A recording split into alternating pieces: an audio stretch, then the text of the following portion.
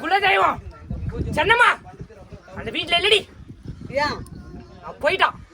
சுத்தம் இல்ல, வீடு சுத்தம் இல்ல. நீ இப்படியே விட்டனா அவளுக்கு கட்டு போட்டுருவா.